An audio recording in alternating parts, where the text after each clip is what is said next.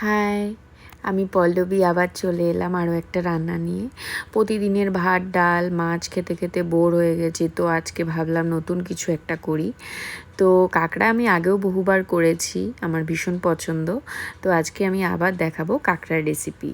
তো কাঁকড়া তো মোটামুটি সবাই জানে, তাও আমি যেভাবে করি আমি সেটাই দেখাচ্ছি। তো কাঁকড়াটাকে ভালো করে পরিষ্কার করে নিয়ে ঘিলুটাকে আলাদা করে রেখেছি, আর কাঁকড়ার পাগুলোকে আমি একটু নোড়া দিয়ে থেতেও নিয়েছি, যাতে এর ভেতরে সমস্ত মশলাগুলো খুব ভালো করে ঢুকে যায়।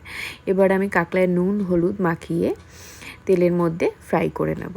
তারপরে ফ্রাই করে নিয়ে ওই তেলেই আমি আরও অল্প একটু তেল অ্যাড করব, তার মধ্যে তেজপাতা ফোড়ন দেব, আর একে একে পেঁয়াজ আদা রসুন টমেটো নুন হলুদ জিরে আদা ধনে যা যা মশলা মাংস করতেও লাগে সেম মশলাই এখানে যাবে।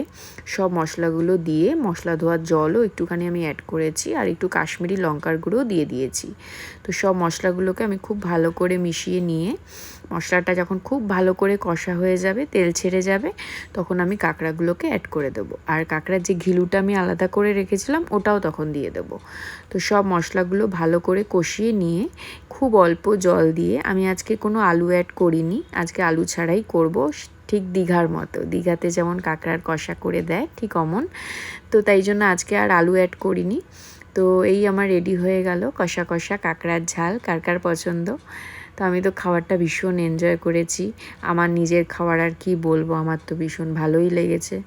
তো কার কার ভালো লাগলো জানাবেন, আর ভালো লাগলে লাইক করবেন। Thank you.